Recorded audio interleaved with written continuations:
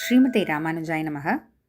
வசுதேவசுதம் தேவம் கம்சசாணூரமர்தனம் தேவகீ பரமானந்தம் கிருஷ்ணம் வந்தே ஜகத்குரும். நாள்தோறும் பகவத்கீதையில் நம்ம இப்போது வரிசையாக கீதா தியான ஸ்லோகங்கள்லாம் பார்த்துட்டு வரோம். கீதா தியான ஸ்லோகங்கள்ன்றது ஒன்றும் இல்லை, பெரிய பெரிய மகான்கள்லாம் பகவத்கீதை சொல்ல ஆரம்பிக்கிறதுக்கு முன்னாடி ஒரு சில ஸ்லோகங்கள் சொல்லணும்னு எழுதி வச்சுருக்காங்க. அந்த ஸ்லோகங்களில் பகவானோட பெருமை, பகவத்கீதையினுடைய பெருமை, பகவத்கீதை இருக்கக்கூடிய மகாபாரதத்தினுடைய பெருமை, அந்த மகாபாரதத்தை எழுதின வியாசரோட பெருமையெல்லாம் சொல்லப்பட்டிருக்கும். அதனால் அந்த ஸ்லோகங்கள்லாம் சொல்லிவிட்டு நம்ம பகவத்கீதையை ஆரம்பிக்கணுன்றது மகான்களுடைய எண்ணம்.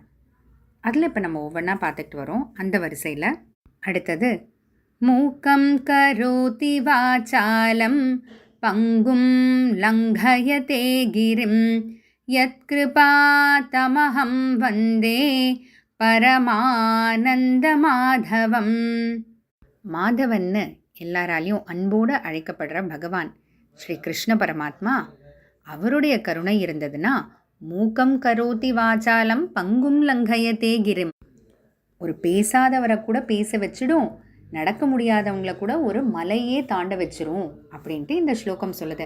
ஏன்னா பகவானோட கருணைக்கு அவ்வளோ பெருமை எல்லையே கிடையாது. பகவானுடைய கருணைக்கு பகவான் கிட்ட மட்டும் நம்ம சரணடைஞ்சிட்டோம்னா அவர் அவ்வளோ நம்ம பார்த்துக்குவாருன்றது இந்த ஸ்லோகத்தை சொல்லுது.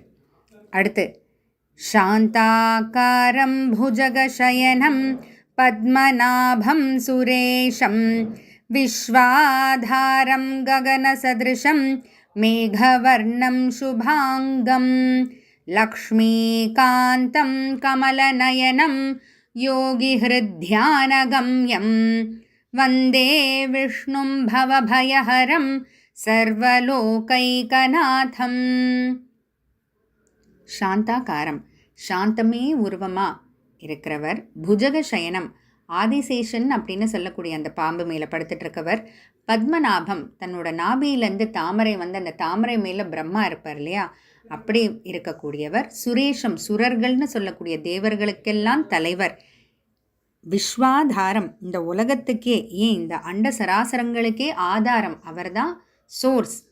ககன சதிருஷம், வானத்தை போல பறந்து விரிஞ்சிருப்பவர். மேகவர்ணம், கார்மேகம் போல கருத்து இருப்பவர். லக்ஷ்மீகாந்தம், மகாலட்சுமிக்கு கணவன். கமலநயனம், அவருடைய கண்கள் திருக்கண்கள் தாமரை போல இருக்குன்னு சொல்கிறாங்க. யோகி ஹிருத்யான கம்யம், எல்லா யோகிகளோட மனசுக்குள்ளேயும் தியானிச்சுட்டே இருக்கப்பட்டவர். அப்படிப்பட்ட மகாவிஷ்ணுவை, எல்லா உலகங்களுக்கும் தலைவரானவரை நான் வணங்குறேன் அப்படின்னு சொல்லக்கூடியது தான் அடுத்த கீதா தியான ஸ்லோகம் இது.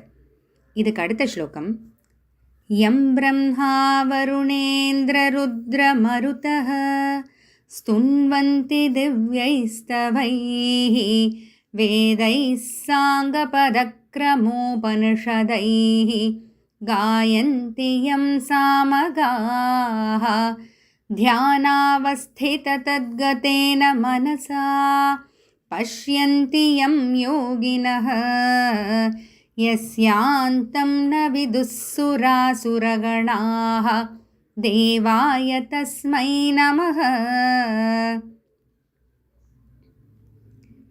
யம், யாரை பிரம்மா, வருணன், இந்திரன், வாயு, ருத்ரன் போல எல்லாரும் வழிபடுறாங்களோ, வேதை சாங்க பதக்கிரமோ பனிஷதைஹி, யாரை பற்றி சாமவேதங்கள் பாடுதோ, வேதங்கள் உபனிஷத்கள்லாம் சொல்லப்படுதோ, தியானாவஸ்தித தத்கத்தேன மனசா பஷ்யந்தி எம் யோகினக, யாரை பற்றி யோகிகள்லாம் எப்போதும் தன்னுடைய மனசுக்குள்ள, ஹிருதயத்துக்குள்ள நினச்சி தியானம் செய்கிறாங்களோ,